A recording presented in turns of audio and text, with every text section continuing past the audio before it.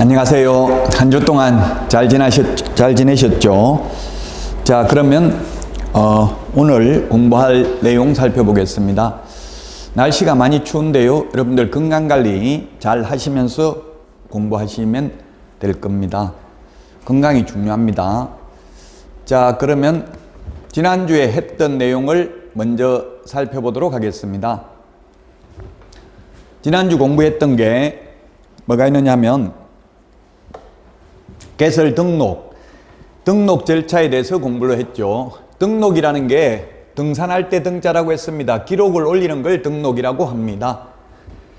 자, 먼저 이제 개업 절차인데요. 등록 절차가 등록을 하려면 등록 기준에 적합해야 됩니다. 이게 지금 입법 예고되어 있는데요. 법인의 경우 지금 현재는 자본금 5천만 원 이상이어야 합니다. 그런데 여러분들이 국민참여입법센터에 들어가서 보시면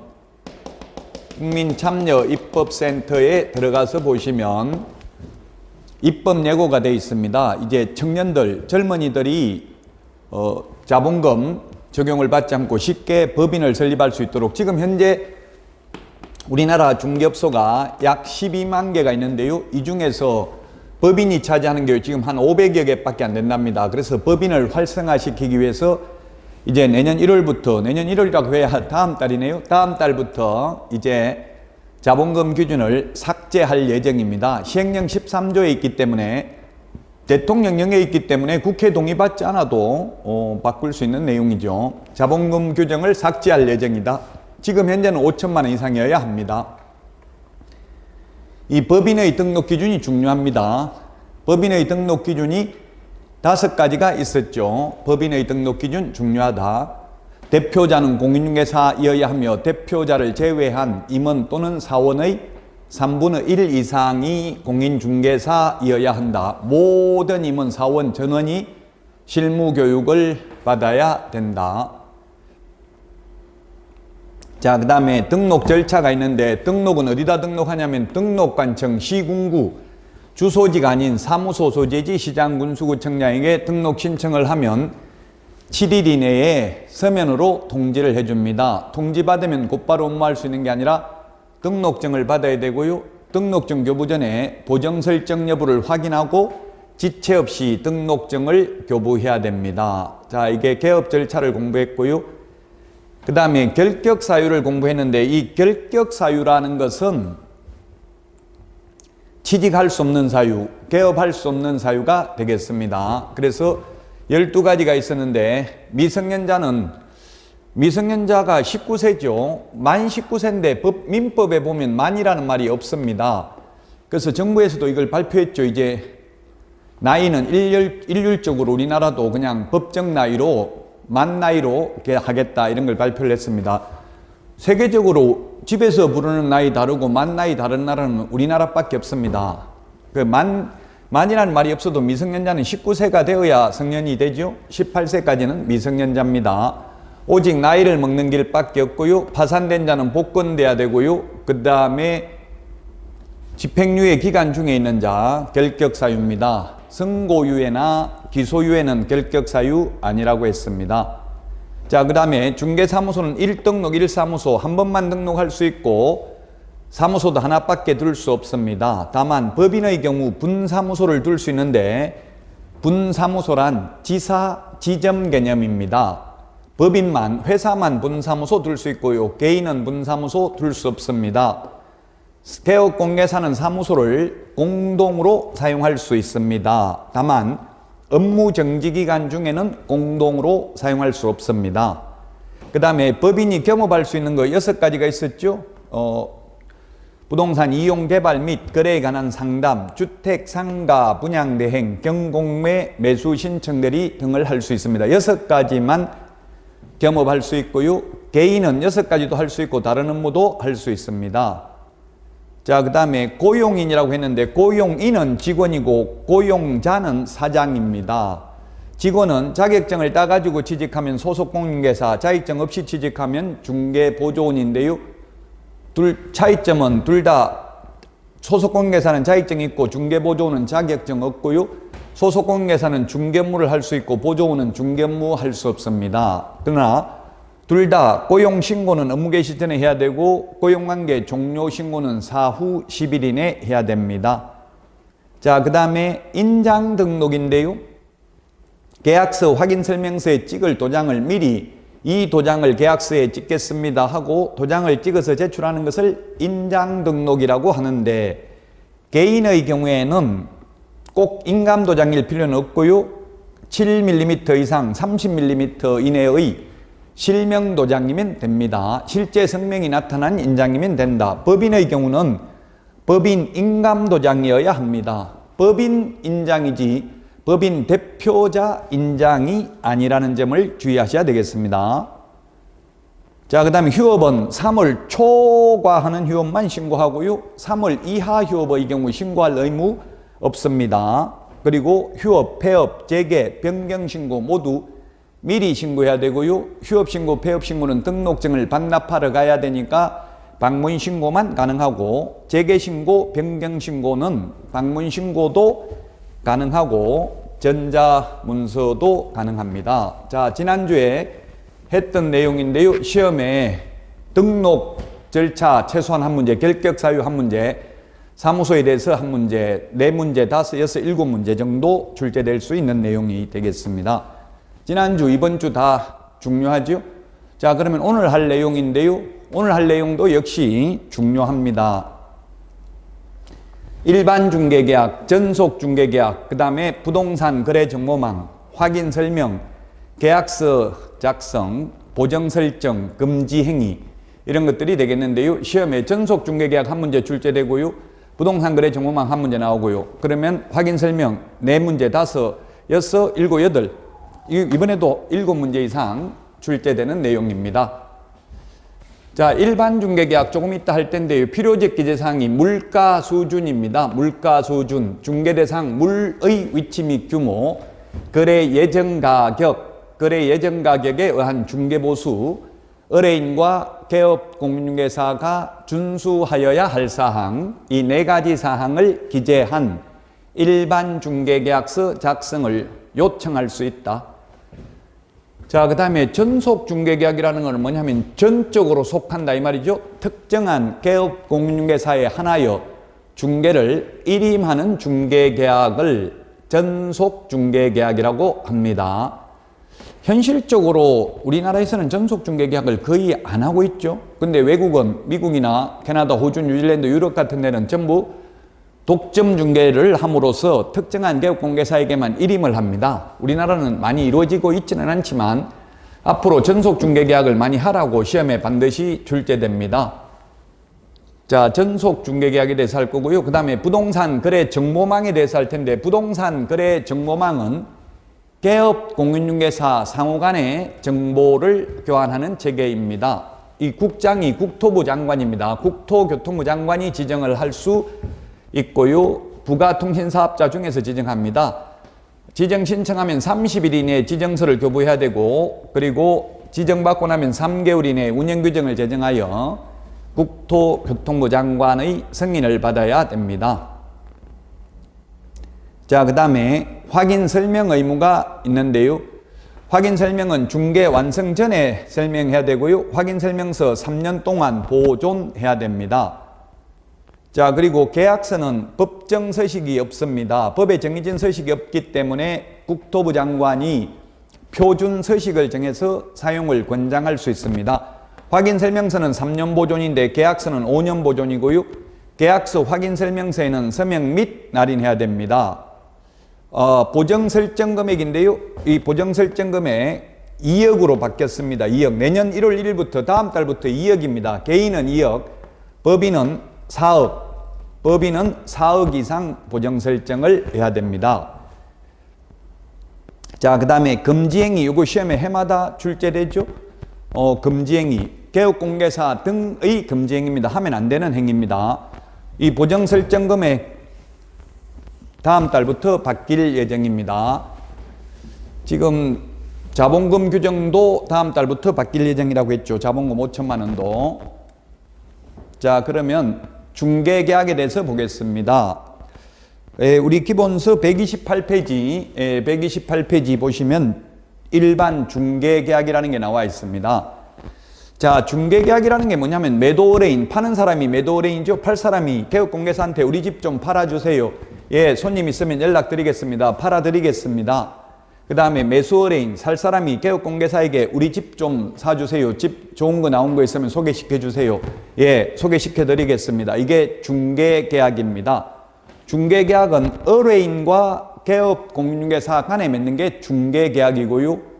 거래계약은 거래 당사자 간에 맺는 게 거래계약입니다. 그래서 거래계약은 매매계약, 교환계약, 임대차계약 이런 게 거래계약이죠.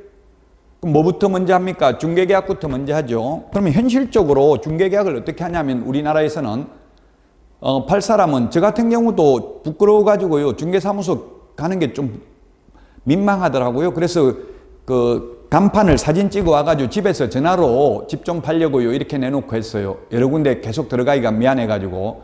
왜냐면 들어가면 밖에까지 따라 나와서 인사를 하니까 옆에 중개사무소 들어가기가 미안하더라고요.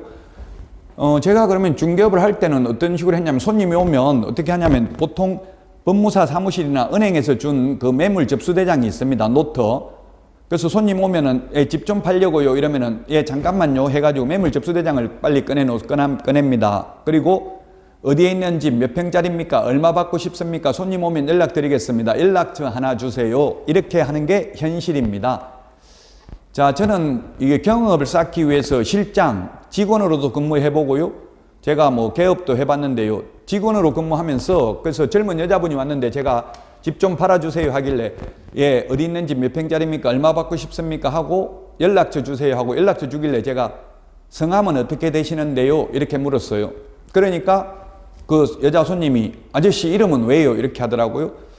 참 그래서 굉장히 저도 당황했는데 그래서 사장님한테 엄청나게 욕을 얻어먹었는데요. 왜 이름 물었냐고. 자, 우리 기본서 그 130페이지 보세요. 130페이지 맨 밑에 보면 중개 의뢰인 주소, 성명, 생년월일, 전화번호 적는欄이 있죠.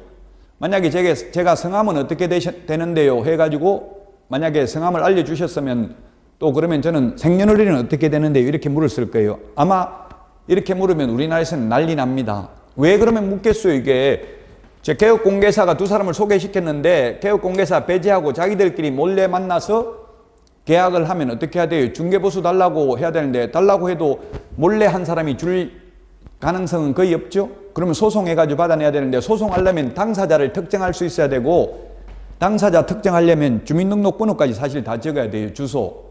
그럼 주민등록번호 몰라도 이게 생년월일하고 이거 성명하고 계약서 이거 다 있다면 소장, 소송 제기한 소장 가지고 동사무소에 가면은 주민등록 등본 떼줍니다. 소송 제기하려면 주민등록 등본을 첨부해야 돼요. 그래서 제가 인적사항을 물었는데 현실적으로 우리나라에서는 이름도 묻기 어렵고요. 현실적으로는 전화번호만 묻고 있어요. 그래서 개업공개사를 배제하고 자기들끼리 몰래 만나서 계약을 해도 사실상 중개보수 계약했는 줄도 잘 모르고요. 나중에 발견했다 하더라도 중개보수 받기가 어려운 게 현실입니다. 그래서 미국이나 이런 유럽이나 이런 외국에서는 독점 중개계약을 체결하기 때문에 다 중개계약서를 서면으로 체결합니다. 그 독점 중개계약을 하면 무조건 누가 계약을 성사시켰든지 간에 개업공개사가 보수를 받을 수 있는 게 독점 중개입니다.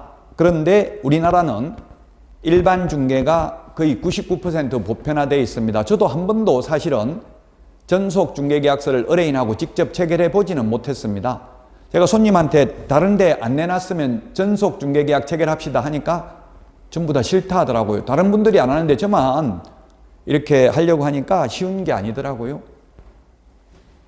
자, 중개계약이 뭔지를 그림으로 살펴봤고요. 자, 그러면 129페이지, 우리 기본서 129페이지 펴보세요. 자, 129페이지 일반 중개계약서 작성인데 일반 중개계약은 저도 한 번도 문서로 이거 작성 못 해봤습니다. 일반 중개계약서 서식이 130, 131페이지 있잖아요. 이게 시험에 33회 때도 출제되긴 했는데 현실적으로는 말로만 하고 있지만 말로 하면 분쟁이 생기니까 서면으로 작성을 요청할 수 있습니다. 문서로 작성을 요청할 수 있다고요? 의뢰인이 개업공개사에게 요청할 수 있습니다. 요청받은 개업공개사는 거부할 수 있습니다. 저는 문서로 못 적겠습니다. 다른 중개업소 가보세요. 문서로 꼭 하고 싶으면 이렇게 해도 된다고요? 자, 자, 작성을 요청할 수 있는데 그 요청할 때 필요적 기재사항이 뭐냐면 앞에 물가 수준이라고 했죠. 물가 수준, 물가 수준. 중개 대상 물의 위치 및 규모, 거래 예정 가격, 거래 예정 가격에 의한 중개 보수, 의뢰인과 개업공개사가 준수하여야 할 사항, 이 네 가지 사항을 기재한 일반 중개계약서 작성을 요청할 수 있습니다. 의뢰인이 개업공개사에게 요청할 수 있습니다. 그러면 개업공개사는 그 요청을 거부할 수 있습니다. 우리 기본서 129페이지 맨 밑에 양가로 3번에 있죠? 자, 이 일반 중개계약서는 국토부 장관이 표준 서식을 정하여 사용을 권장할 수 있는데요. 법정 서식이 있습니다. 법정 서식이 우리 기본서 130페이지, 131페이지에 있죠? 법정 서식은 있는데 이 일반 중개계약서는 반드시 사용해야 될 의무 없고요. 구두로 해도 됩니다. 말로. 그리고 이 일반 중개계약서 보존 의무는 없습니다. 그러나 유효기간은 130페이지, 기본서 130페이지 펴보세요. 130페이지 위에서 한 7번째 줄에 3번에 유효기간 보세요. 유효기간. 유효기간은 보니까 뭐라고 되어 있습니까? 원칙 3개월이고요. 갑과 을이 합의하여 별도로 정할 수 있다. 이렇게 되어 있죠. 그래서 유효기간은 원칙 3개월, 예외 당사자 약정으로 정할 수 있습니다. 이런 일반 중개계약서를 작성 안 하고 말로만 하면 나중에 분쟁이 생기니까 이렇게 요청할 수 있도록 했습니다. 자, 그러면 130페이지에 있는 이 일반 중개계약서와 그 다음에 136페이지에 있는 전속 중개계약서 차이점은 130페이지 그 1번 의뢰 의무사항, 2번 갑의 의무사항, 요 1번, 2번만 차이가 있습니다. 갑을이 누굽니까? 갑이 의뢰인이고 을이 개업공개사입니다. 우리 갑질한다 하죠. 갑. 우월적 지위에 있는 사람이 갑입니다. 손님이 여러분들 현업에 나가면 손님하고 절대로 싸우면 안 됩니다. 손님이 더 우월적 지위에 있습니다. 민원 제기하면 무조건 개업공개사는 최소한 업무정지 1개월은 당할 가능성이 굉장히 높습니다. 자, 그래서 갑의 의뢰 의무사항이 개업공개사고요. 의뢰 의무사항 한번 볼까요? 130페이지 기본서. 을개업공개사는 중개대상으로의 거래가 조속히 이루어지도록 성실히 노력해야 된다. 뭐 노력 안 해도 사실 처벌 규정은 없습니다. 그러면 현실적으로 노력하겠어요? 안 하겠어요? 노력하죠. 왜? 계약이 성사되어야 중개보수를 받을 수 있기 때문에. 자, 그 다음 2번 갑의 권리 의무사항입니다. 갑이 누구라고 했습니까? 의뢰인이죠. 의뢰인은 이 계약에도 불구하고 또 다른 개업공개사에게 중개를 의뢰할 수 있다. 여기저기 다 내놓을 수 있다는 이야기입니다. 전속이나 독점 중개는 여러 군데 다 내놓을 수 없죠. 특정한 개업공개사에게만 중개를 일임하는 게 전속중개계약이라고 했습니다. 자, 그 다음 2번에 보면 이 의뢰인은 개업공개사가 확인설명 의무를 이행하는 데 협조해야 된다라고 규정하고 있습니다. 물론 협조 안 해도 처벌 규정은 없습니다. 요 두 개만 전속중개계약하고 일반 중개계약의 차이점이라고요.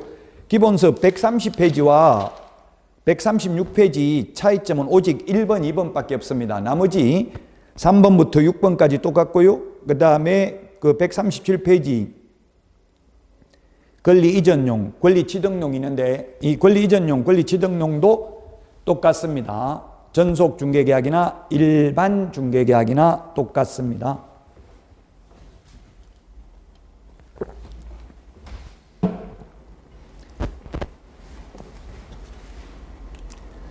자, 그러면 전속 중개계약에 대해서 보도록 하겠습니다. 전속 중개계약. 전속이라는 것은 전적으로 속한다. 특정한 개업공개사에게만 중개를 일임하는 중개계약을 전속 중개계약이라고 하는데 딱 한 사람에게만 전적으로 맡기는 게 전속 중개계약이라고요. 연예인들이 매니지먼트사에 전속 계약을 많이 체결하잖아요. 그렇게 특정한 개업공개사에게 맡기는 거는 전속 중개계약은 체결해도 되고 안 해도 되고 자유입니다. 일반 중개계약 체결해도 되고요. 자유지만 다만 일반 중개계약을 체결해도 구두로 말로 일반 중개계약을 해도 되지만 전속 중개계약을 체결했으면 반드시 전속 중개계약서를 서면으로 작성해야 되고요. 그리고 3년 보존해야 됩니다. 만약 전속 중개계약서를 사용하지 않고 3년간 보존하지 않는 경우에는 업무 정지 사유에 해당됩니다. 그리고 전속 중개 계약을 체결했으면 7일 이내에 정보망 또는 일간신문에 정보를 공개해야 됩니다. 또는입니다. 시험에 및 X로 출제됐습니다. 밋이 아니고 또는입니다. 또는 일간신문에 공개해야 됩니다. 그래서 7일 이내에 정보 공개하지 않거나 비공개 요청한 정보를 공개하면 임의적 등록 취소 사유에 해당되고요.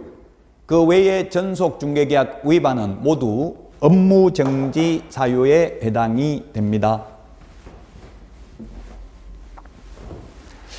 이 강의 교재, 이 강의 노트는 여러분들 필기 안 해도 됩니다. 1월달 되면 아마 교재로 출간을 해서 여러분들이 구입할 수 있을 것입니다. 필요하면 뭐 필기 하셔도 되고요. 필기 안 하셔도 이 강의 노트는 교재로 제작을 합니다. 1월달에는. 자, 전속 중개 계약인데요.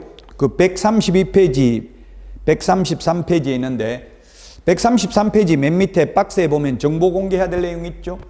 자, 전속 중개 계약을 체결하고 안 하고는 자유지만 전속 중개 계약을 체결했으면 7일 이내에 정보를 공개해야 된다. 7일 이내에 공개하지 않거나 비공개 요청한 정보를 공개하면 임의적 취소 사유다.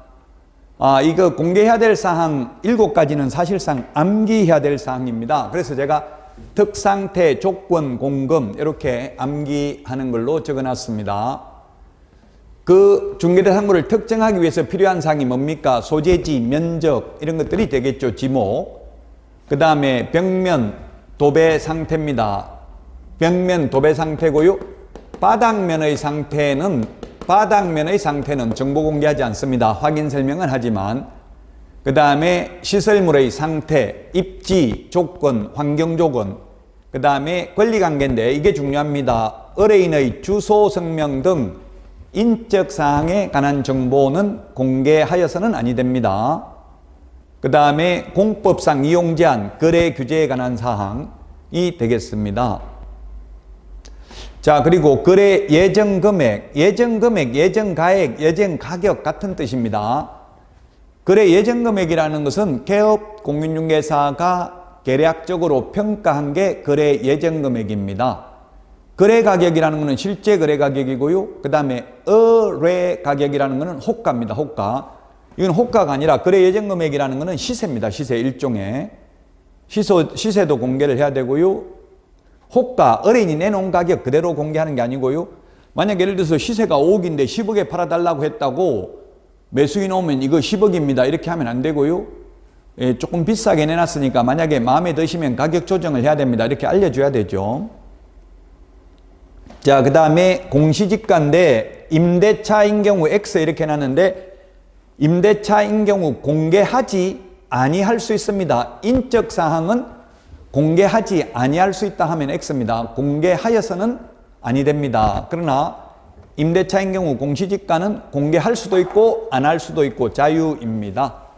정보 공개해야 되는 사항 요거는 사실상 암기해야 되는 내용이고요. 모든 과목이 최소한 50%는 암기 사항입니다. 민법이나 학개론도 사실은 암기해야 될 부분이 많습니다. 그래서 암기가 안 되면 이해를 하고 이해가 안 되면 암기를 하고 계속 하다 보면 둘 중에 하나는 됩니다. 자, 그 다음에 134페이지입니다. 기본서 134페이지. 개업공개사의 의무사항입니다. 개업공개사의 의무사항. 의뢰인의 의무사항이 있고 개업공개사의 의무사항이 있죠.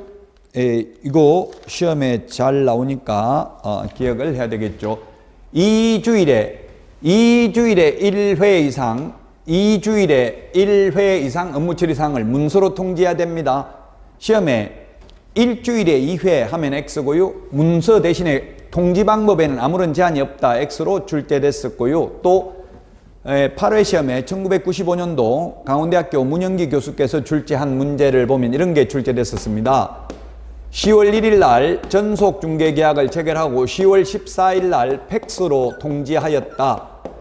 틀린 지문 아닙니다. 2주가 안 지났고요. 그 다음에 팩스도 문서에 준하는 것으로 봅니다. 팩스, 이메일, 전자우편, 카카오톡, 문자메시지 다 가능합니다. 자, 그 다음에 7일 이내에 정보 공개해야 됩니다. 7일 이내에 공개해야 되고요. 공개한 사실은 7일 이내에 문서로 통지하는 게 아니라 지체 없이 문서로 통지합니다. 공개한 사실을. 그리고 확인 설명 의무를 성실히 이행해야 된다. 확인 설명은 어떠한 경우에도 생략할 수 없습니다. 의뢰인의 요청이 없어도 설명을 해야 됩니다. 중개보수를 받지 않아도 설명해야 됩니다. 일반 중개계약 체결에도 설명해야 됩니다. 다만 이게 전속중개계약서 서식에 확인 설명하라고 되어 있기 때문에 기재를 해 놓았습니다.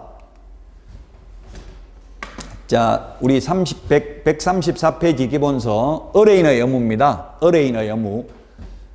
전속 특정한 개업공개사에게 맡겨놓고 다른 개업공개사에게 의뢰하여 거래한 경우 거래를 해야 됩니다. 전속을 맺어놓고 예를 들면 특정한 갑이라는 의뢰인이 을이라는 개업공개사와 전속 계약을 체결하고 다른 개업공개사 병, 정에게 두 군데 내놨다고 위약금을 두 번 무는 건 아닙니다. 이 중에서 거래된 거 한 건만 위약금 지급하면 되죠. 거래를 한 경우에는 중개보수 100%에 해당하는 위약금을 지불해야 됩니다. 자, 그 다음에 전속중개계약 유효기간 내에 개업공개사가 소개시켜준 의뢰인과 이 개업공개사를 배제한 채 다이렉트로 의뢰인들끼리 직접 거래를 한 경우에도 역시 중개보수 100%에 해당하는 위약금을 지불해야 됩니다. 그러나 전속중개계약 유효기간 내에 의뢰인 스스로 발견한 거래 상대방하고 의뢰인 스스로 발견한 거래 상대방과 직접 거래를 한 경우에는 위약금이나 중개보수는 없습니다. 위약금이나 중개보수는 지급하지 않습니다. 위약금이나 보수는 전혀 없고요. 다만 소요된 비용만 지불합니다. 소요된 비용을 무한대로 지불하는 게 아니라 중개보수의 50%까지만 인정이 됩니다. 자, 중개보수가 100만 원인데 비용을 60만 원 지출했다 하더라도 60만 원 다 받는 게 아니고요. 중개보수의 50%니까 50만 원 밖에 못 받습니다. 스스로 발견한 경우. 위약금이나 보수는 지급하지 않고요. 비용을 지불하는데 비용을 무한대로 인정하는 게 아니라 중개보수의 50%까지만 비용을 인정해 줍니다.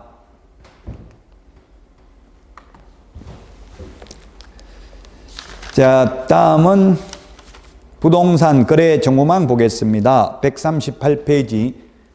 정보망이란 개업 공인중개사 상호 간에 정보를 교환하는 체계를 부동산 거래 정보망이라고 합니다. 자, 그러면 이 정보망을 운영하는 사람을 거래정보사업자라고 하는데요. 이 거래정보사업자 지정 절차입니다.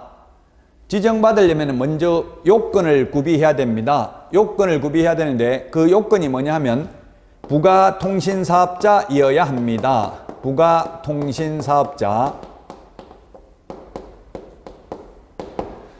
과학기술정보통신부 장관에게 신고한 부가통신사업자 중에서 지정 신청을 합니다. 누구한테? 국토부 장관에게. 지정 신청을 하면 30일 이내에 지정서를 교부합니다. 지정 요건을 갖춘 경우에 30일 이내에 교부하고요. 지정 요건을 갖추지 못하면 반려하겠죠. 그럼 지정받고 나서 3개월 이내에 운영규정을 제정하여 국토부 장관 승인을 받아야 됩니다. 그리고 지정받은 날로부터 1년 이내에 정보망을 설치 운영해야 되고, 만약 1년 이내에 설치 운영하지 않는 경우 지정을 취소할 수 있습니다. 지금 숫자 중요합니다. 노란색으로 칠해놨죠? 30일, 3월, 1년 숫자 중요합니다. 자, 그러면 지정 요건을 갖추면 지정서를 교부한다고 했죠? 지정 요건을 갖춘 경우 30일 이내에. 우리 기본서 139페이지 양가로 2번에 있죠? 자, 지정 요건이 뭐냐면 그 정보망을 가입 이용한 개업공개사 수가 500명 이상이고 전국적으로 500명 이상이고요. 2개 이상의 시도에서 각각 30명 이상입니다. 그래서 5 빼기 2는 3이다. 이렇게 암기하도록 하겠습니다. 전국적으로 500명 이상, 2개 이상의 시도에서 각각 30명 이상이다. 5 빼기 2는 3이다. 30명 대신에 20명 하면 X입니다. 그래서 이게 처음에 옛날에는 2,500명이었다가 1,000명이었다가 지금 500명으로 바뀌었는데요. 제가 건의를 했었는데 사실 이 500명도 거의 불가능입니다. 회사 차리기도 전에 나 거래정보사업자 될 건데 정보망 좀 가입해 주십시오 하고 미리 500명을 확보해야 되는데 가능하겠냐고요. 그래서 지금 현재 정보망을 운영하는 업체는 오직 한국공인중개사협회 한방 PC버전 하나밖에 없습니다. 지정받는 게 거의 불가능합니다. 그래서 제가 지금도 건의를 많이 하고 있어요. 이게 500명 너무 요건이 까다롭다. 근데 더 웃기는 것은 지정을 받지 않고 정보망을 설치 운영하더라도 처벌 규정이 없습니다. 지정받기는 이렇게 까다롭게 만들어 놓고요. 이런 현실적인 문제가 있는데 시험은 현실적인 게 나오는 게 아니라 그냥 요 숫자가 시험에 나오니까 우리는 억울하지만 그냥 숫자 암기해야 됩니다. 제가 이게 지정 요건을 완화하든지 그러면 지정 안 받고 운영하는 업체를 처벌하든지 해라. 근데 지금 현실적으로 현업에서는 보면 한방 이 정보망을 운영하는 사람보다는 외려 사설 정보망을 더 많이 운영하고 있습니다. 이용하고 있습니다. 사설 정보망이 굉장히 많이 있습니다. 각 지역별로 친목회에서 서버 사용료를 내고 사설 정보망을 이용해 가지고 자기 친목회 회원들끼리만 지금 정보망을 이용하고 있는 게 현실입니다. 앞으로 좀 개선해야 될 부분인데 우리 시험에는 개선 방향이 나오는 게 아니라 논문을 쓰려면 개선 방향이 나오겠지만 우리는 그냥 단순히 요 숫자가 시험에 출제됩니다. 자, 그 다음에 정보처리 기사인데 기능사, 산업기사 하면 X고요. 1인 이상, 정보처리 기사 1인 이상인데 2인 하면 X가 되겠습니다. 그 다음에 공인중개사 1인 이상입니다. 개업 공인중개사 1인 이상 하면 X입니다. 이 500명은 개업 공개사죠? 1인은 공인중개사입니다. 자, 그 다음에 1인 대신에 2인, 공인중개사 대신에 개업 공개사 이렇게 하면 X고요. 그 다음에 4번 국토부 장관이 정하는 용량 및 성능을 갖춘 컴퓨터 설비를 확보해야 된다. 이때 컴퓨터 용량은 누구 컴퓨터가 커야 되냐 이게 시험에 나왔는데요.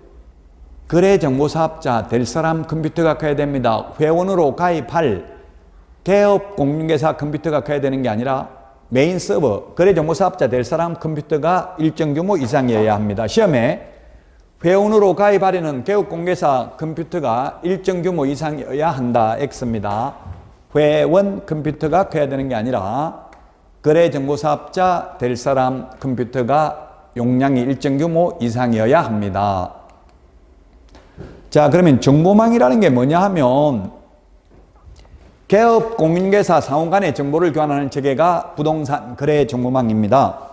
자, 141페이지, 우리 기본서 141페이지 그림 나와 있죠? 이게 정보망인데요. 정보망은 개업 공개사들끼리 정보를 교환하는 체계입니다. 자, 그러면 개업 공개사 A가 있고 B가 있는데 A가 매도 의뢰를 받았습니다. 팔아달라는 의뢰를 받았고요. B는 매수 의뢰를 받았습니다. 그럼 매도 의뢰 받은 개업 공개사가 정보망에다가 매물을 올립니다. 그러면 매수 의뢰를 받은 비개업공개사가 이 정보망에 들어가서 매수인이 원하는 물건을 찾아냈습니다. 찾아냈으면 누구한테 연락해야 돼요? 매수인한테 살 거냐? 지금 원하는 물건 알려줍니다. 그럼 매수인이 사겠다고 하면 비개업공개사는 누구한테 연락합니까? 매도 의뢰인한테 직접 연락한다. 아니면 매물 올린 A개업공개사에게 연락한다. 매도인한테 연락하고 싶지만 의뢰인의 주소 증명 등 인적 사항은 공개하여서는 아니 된다고 했죠? 연락처가 없습니다. 연락하고 싶어도 못합니다. 그래서 매물을 올린 A개업공개사한테 연락하면 A개업공개사가 매도인한테 팔 건지 물어보고 판다고 하면 거래계약이 성사되고 거래계약이 성사되고 나면 A개업공개사는 매물을 삭제해야 됩니다. 정보망에서. 직접 삭제할 수 있는 게 아니라 거래정보사업자한테 연락해가지고 삭제해달라고 해야 됩니다. 이론적으로는. 물론 현업에서 사용하는 정보망들은 그냥 개업공개사가 매물 올리고 삭제하고 다 합니다. 그러다 보니까 허위 매물이 올라가 있고 이런 경우가 많이 있죠. 현실적으로. 자, 이게 정보망 이용 과정이 되겠습니다. 정보망은 개업 공인중개사 상호 간에 정보를 교환하는 체계를 부동산 거래 정보망이라고 한다. 의뢰인 상호 간에, 의뢰인과 개업 공개사 간에 하면 X입니다. 개업 공인중개사 상호 간에 정보를 교환하는 체계를 부동산 거래 정보망이라고 합니다. 자, 140페이지에서 141페이지에 있는 내용인데요. 자, 거래정보사업자의 의무입니다. 거래정보사업자의 의무. 거래정보사업자의 의무인데 개업 공인중개사로부터 의뢰받은 정보의 하나여 공개를 해야 됩니다. 의뢰인으로부터 직접 의뢰받은 정보를 공개할 수 있다 하면 X입니다. 의뢰인한테 직접 의뢰받은 정보를 공개하면 어떻게 돼요? 그건 직거래 사이트죠. 개업공개사가 중개보수를 받을 수 없다고요. 그래서 반드시 개업공개사한테 의뢰받은 정보의 하나의 공개를 해야 되고요. 개업공개사한테 의뢰받은 내용과 다르게 공개하거나 어떠한 방법으로든지 개업공개사에 따라 차별적으로 정보를 공개하면 안 된다 이렇게 되어 있는데 현실적으로 차별적으로 공개하고 있습니다. 현업에서는 보면 어떻게 하냐면은 회원업소, 비회원업소 해가지고 친목회를 만들어가지고 회원업소들끼리만 이 정보망에 접근이 아이디 패스워드를 회원인 친목회 회원들에게만 주고 있습니다. 그래서 당연히 차별을 하고 있는데 차별당하는 사람은 차별하고 있는 줄도 모르죠. 아예 접근 자체가 불가능하니까. 이렇게 법으로 차별하지 말라고 하는 것은 현실적으로 엄청나게 차별을 하고 있다는 이야기입니다. 그래서 여러분들이 만약에 자격증을 따가지고 개업하려면 반드시 취직을 해보는 게 좋고요. 바로 개업하려면은 이거 친목회 회칙이 있는, 즉 다른 기존 중개업소를 인수하면서 회칙 같은 것도 한번 어떻게 되는지 알아봐야 되겠죠. 법적으로 지킬 의무가 없지만 현실적으로는 안 지키면 왕따 당하기 때문에 굉장히 어려움이 있습니다. 자, 만약에 정보를 거짓으로 개업공개사한테 받은 정보 외의 정보를 공개하거나 차별적으로 공개하면 거래정보사업자 지정을 취소할 수 있고요. 1년 이하의 징역이나 1,000만 원, 이거 또는입니다. 또는 1년 또는 1,000만 원 이하 벌금입니다. 또는 밋이 아니고요. 자, 그 다음에 개업공인중개사의 의무인데 개업공개사는 거짓 정보 공개하면 안 되고요. 그리고 거래가 완성되면 지체 없이 거래정보사업자에게 통보해서 정보망에서 삭제해야 된다. 삭제 안 하면 역시 거짓 정보 공개가 되겠죠. 거래정보사업자가 거짓 정보 공개하면 지정 취소할 수 있고 1년 이하의 징역이나 1,000만 원 이하의 벌금인데 개업공인중개사가 거짓 정보를 공개하면 6월 이하의 업무 정지 사유입니다. 똑같은 잘못을 해도 처벌 규정이 다르기 때문에 주의를 하셔야 되겠죠. 개업공개사와 거래정보사업자의 의무가 다른 이유는 거래정보사업자는 정보 공개가 주된 업무고요. 개업공개사가 거짓 정보를 공개했다는 것은 실수로 본 거예요. 거래정보사업자는 주된 업무가 정보 공개니까 거짓 정보 공개하면 지정을 취소할 수 있습니다. 지정 취소는 하여야 한다는 없고 모두 할 수 있다만 있습니다. 자, 지정 취소 사유입니다. 기본서 141페이지 맨 밑에 양가로 1번에 있죠? 지정 취소할 수 있는 사유. 거짓 부정한 방법으로 지정받은 경우 부운정 1해 이렇게 암기하도록 하겠습니다. 앞으로 거짓 부정한 방법으로 지정받은 경우, 그 다음에 운영 규정을 위반하여 정보망을 설치, 운영한 경우에는 500만 원 이하의 과태료도 부과하고 지정도 취소할 수 있습니다. 그 다음에 정보를 차별적으로 공개하거나 개업공개사에 따라서 또는 개업공개사한테 의뢰받은 정보 외에 거짓 정보를 공개한 경우, 의뢰인으로부터 직접 정보를 받아서 공개한 경우는 1년 이하의 징역이나 또는 1,000만 원 이하의 벌금에 처하며 또한 지정을 취소할 수 있습니다. 자, 그 다음에 지정받은 날로부터 1년 이내에 정보망을 설치 운영하지 않는 경우 지정을 취소할 수 있습니다. 시험에 1년 대신에 2년 6개월 X로 출제됐습니다. 자, 그 다음에 법인 해산, 개인 사망하면 지정을 취소할 수 있습니다. 이런 취소를 할 때는 청문을 해야 됩니다. 들을 청, 들을 문. 듣는 게 청문입니다. 들어보고 부정한 방법으로 지정받은 거 맞냐? 물어보고 나서 이야기를 들어보고 취소를 해야 됩니다. 다만 사망, 해산은 X, 이 말은 청문을 안 해도 된다는 이야기입니다. 그래서 어떠한 경우에도 청문을 실시해야 된다. 예외 없다 하면 X죠. 죽고 없으면 들어볼 수 있어요, 없어요? 개인 죽는 거하고 법인 해산하고 똑같죠?